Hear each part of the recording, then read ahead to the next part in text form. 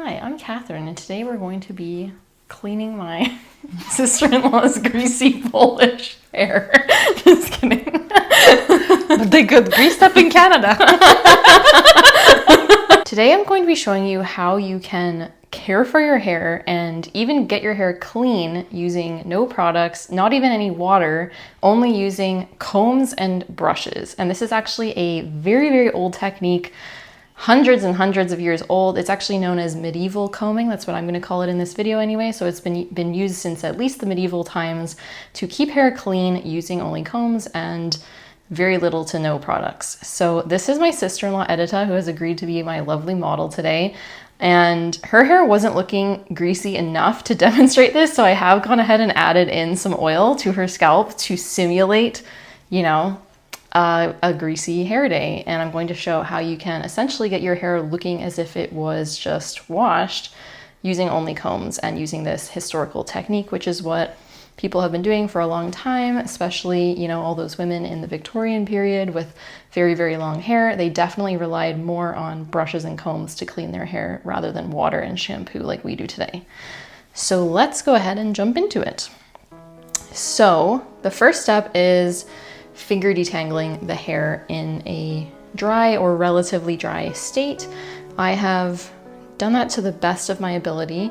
And by the way, this technique is wonderful for if you have, let's say, grease at your scalp, but the ends are looking a bit dry. I know my sister-in-law struggles a bit with dry ends, but she also does tend to produce a lot of oil at her scalp, which has meant that she's been like washing it with shampoo very frequently, which I know a lot of you deal with that dynamic as well in your hair. So that's why I wanted to show you on straight hair. So I'm gonna go ahead and start sectioning this hair into smaller sections. Sorry if I'm pulling. It's okay. Okay, we'll start with this section. So yeah, finger detangling is good to do first because it minimizes the chance of breakage. It's always good to get as much of the knots out with your fingers first as possible. But I have really been warming up to the idea of using combs. So this is the first comb I'm going to be using. It is a very long tooth, wide tooth wooden comb. This one's very pretty. It doesn't need to be intricately carved like this, of course. This is a more simple version. This is from the brand Tech. I will have all the products that I'm using linked in the description for you. I'm going to use this one because I really like the long teeth. So you're just gonna want to kind of like lightly detangle the hair. Here we go. If your ends are particularly dry or tangle prone, you might want to add a little bit of a light oil to them first, like jojoba oil. I have already added a little bit of oil to Edita's ends. May need to add more, we will see. Okay, so I've gotten it mostly detangled in this section. I added a little bit more oil to her ends because they were feeling a little bit dry, and I'm just gonna use a little bit of my ACV spray. This is just water and apple cider vinegar in a spray bottle. I don't have an exact recipe, but I will do my best to put one in the description. And this is good if your tangles are being very stubborn. I don't like to wet detangle hair, but sometimes just a little bit of moisture when it's something like an apple cider vinegar spray can really help with detangling, just a little bit of it. So yeah, now it's softened up the tangles quite a bit and should be good to go. So you can see when I'm using this comb, I'm kind of using these short flicking motions. This is just, it's not necessarily related to this particular technique, but it is something that I've been learning on my own hair, is a way to use combs like this properly without causing damage. Instead of just kind of starting here and going straight down and raking the tangles out, possibly causing damage, you use these very short flicking motions with the comb. And almost as soon as I meet resistance, I kind of flick the comb out, and then I go back down until gradually that resistance or the tangles completely move down and out of the hair section. So the next step is going to be, I think I will actually use my brush for this part. So this is the brush that I've been enjoying using. It is a wooden bristle brush. This one is also from Tech, like that other comb I showed you. I will put the link for it in the description. This one is particularly suited to long and thick and or curly hair, so that's why I got it for me, but it can really work for anyone. They do have different shapes of brushes though, if you're wondering. So the good thing about wooden brushes and combs is that it helps distribute your natural hair oils, much in the same way that a boar bristle brush does, which is what we want generally speaking, but especially when we're trying to clean the scalp. One of the ways we do that is by using brushes or combs that pick up any oils and then distribute it down the length of the hair. So Edita, tell me about your typical hair care routine and any struggles you may have been having with your hair. Well, typically I just wash my hair and use conditioner, mostly on the bottom part of my hair. And I try to just air dry it and use minimal amount of heat for my hair. So that's basically all I do. Not much extra things. Sometimes I do, before I style it, I add a little bit of hibiscus oil just on my ends. That sounds nice. But I don't do it like every time, just once in a while. How often have you been needing to wash your hair? Quite frequently.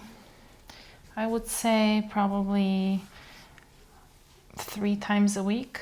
Okay. Every second day. Yeah.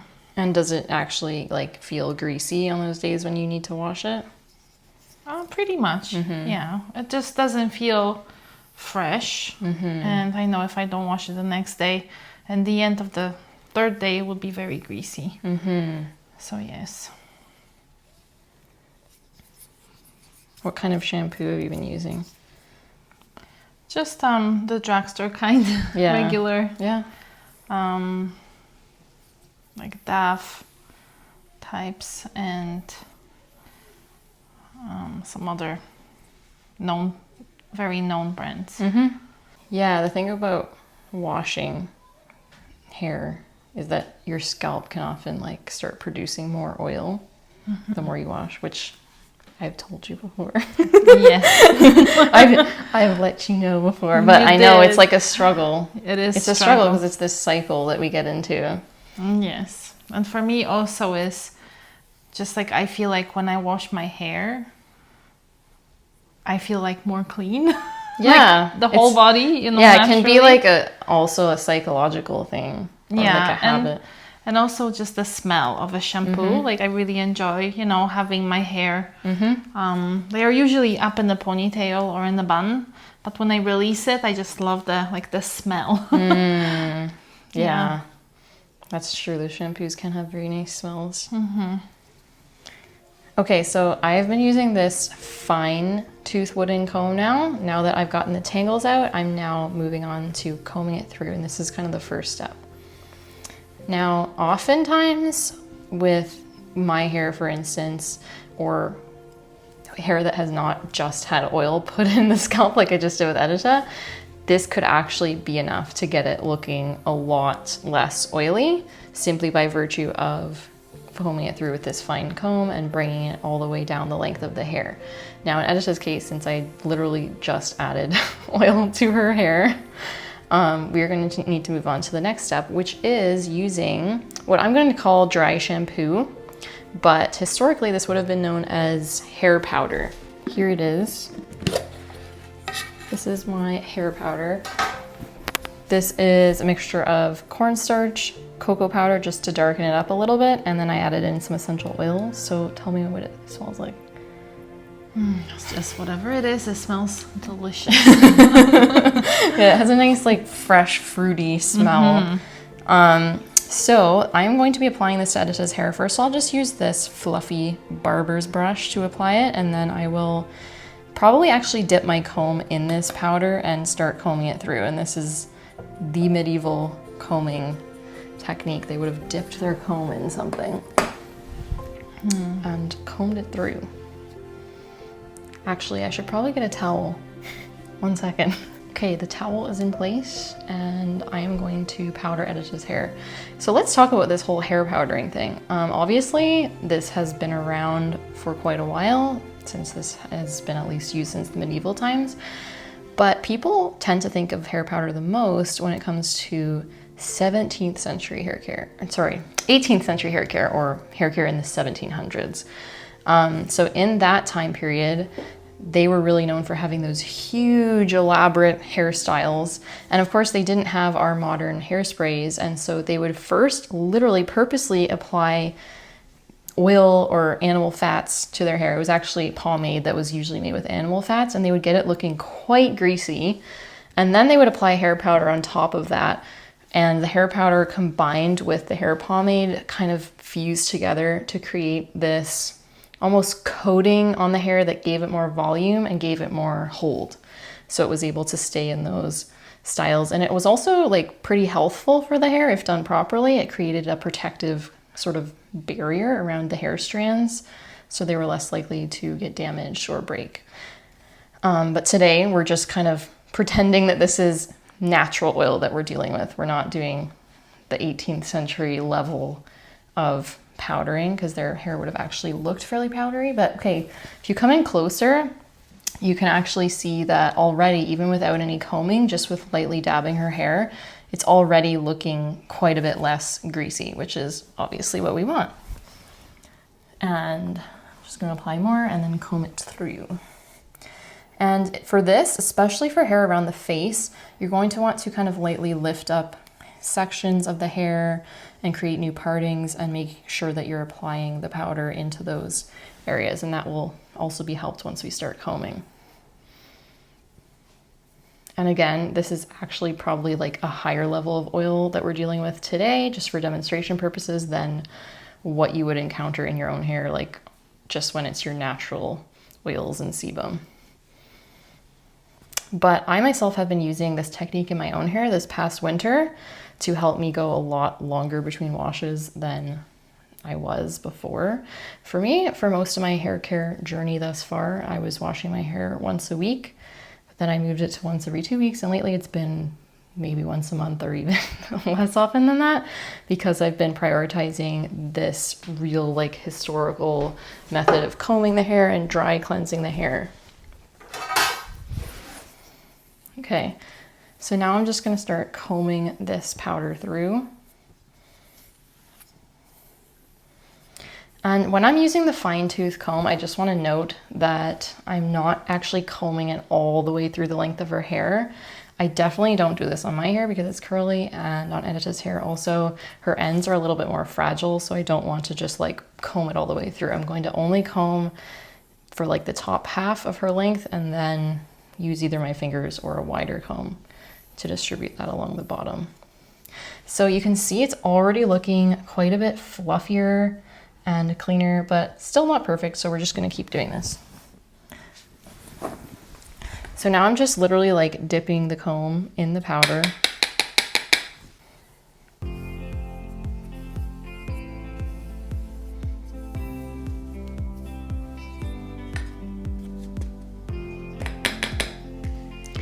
And just focusing on any areas that are still looking more oily.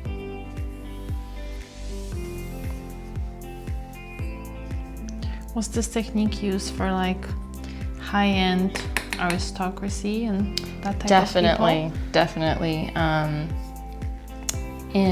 Well, especially in the 18th century, hair powder came to be associated with wealth, to the point that around the time of the French Revolution and shortly after it, hair powder was so closely associated with the excesses of the rich, because they used so much of it, that it actually it didn't become banned, but it became heavily taxed so that people wouldn't use so much of it, because in the 18th century people would go through pounds of hair powder because they first remember that they were applying pomade to their hair, so they weren't just dealing with their natural hair oils. Whereas hair powder actually did continue to be used, like even up until the present day, really. Modern dry shampoos are really just our modern iteration of hair powder. But in the Victorian period, they would use hair powder simply to deal with their natural hair oils for the most part. They did still use hair pomades, but they didn't use those things to the same degree that 18th century people did. So her hair, you can compare the two sides. This is how it started, and this is how it's looking now. We're still not done, but it's looking quite a bit fluffier and nicer.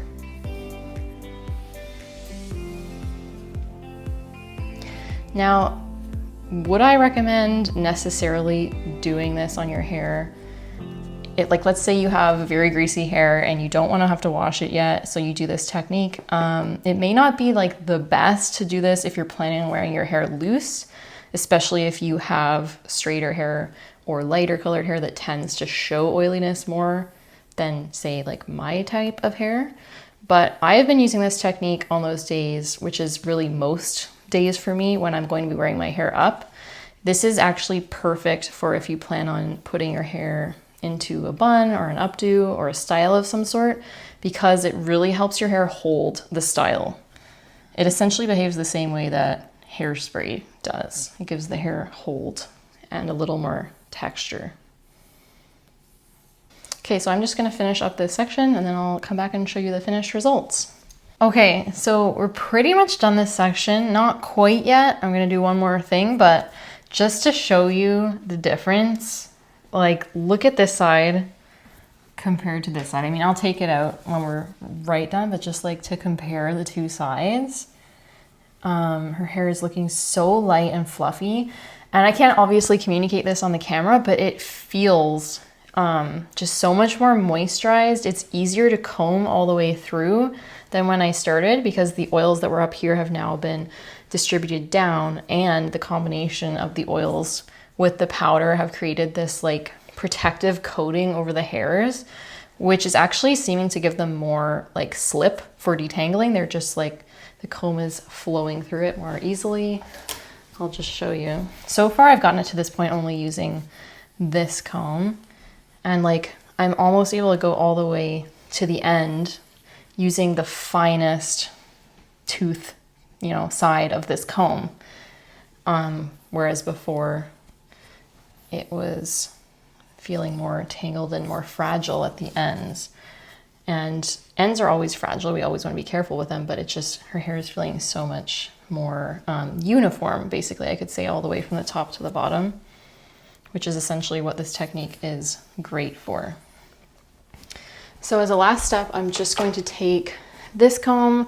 This comb is a tiny bit finer than the one I was just using, and I'm just going to use this as a final step to really fluff out her hair and reach the powder into all of the areas of this section.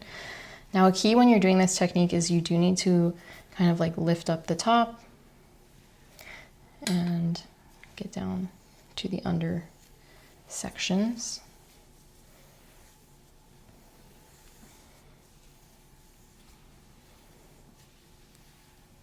And of course, we just want to comb through to make sure that there's no more visible powder on her hair or her scalp. But yeah, this section's pretty much done already. It's looking pretty clean all the way through now. And keep in mind, again, I just want to reiterate that this is a lot oilier than it would be normally if we were just dealing with natural oil buildup from a few days, let's say. I literally just like applied oil to her scalp, and it wasn't even a particularly light oil. It was a bit more, it had coconut oil and olive oil in it. It's a bit heavier of an oil, and I literally just like put it on her scalp minutes before we started. And even still, this technique is able to get her hair looking clean. So that's just to demonstrate the power of historical hair care techniques. And this is great if you're going to do an updo. It's great if you want volume, and it can, of course, also like even lighten up your hair depending on the color of powder you're using. Lighten up the color temporarily, which can be nice for a change.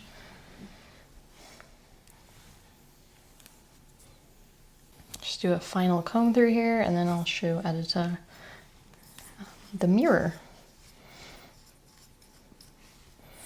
Yeah, so like this, for example, I'm able to comb right through her ends with almost no resistance compared to when I started. Her ends were more tangle prone and a little more fragile feeling. So yeah, this is a great technique, not only to get your hair looking clean, but also to like improve the health and keep your hair more protected from the elements over time, which will improve its health. Okay, let's get the mirror. Hold it. Oh, wow. Yeah, it just looks like I just washed my hair and dyed them a little bit lighter color. Yeah. Kind of like. And like to compare to this side. Oh my god. That's how it started. Wow. So if it had just been your regular oils we were dealing with, it would have been that much quicker. No, even in my worst day, this is not. Yes, exactly. No, this one looks fantastic. I actually like the color. Great. Yeah. While we're here, let's try the famous Boar bristle brush to yes. see what happens. I have not used a Boar bristle brush on Edge's hair before, so let's just see how it responds. The Boar bristle brush can be good for just a final step to get it looking nice and smooth. So you can just see like how smooth that leaves it. So if you want more of a smooth, sleek look, the Boar bristle brush is good. If you'd rather go with the very fluffy, voluminous, just shampooed look, then maybe forgo the Boar bristle brush. But yeah, this just kind of gives it that sleek look.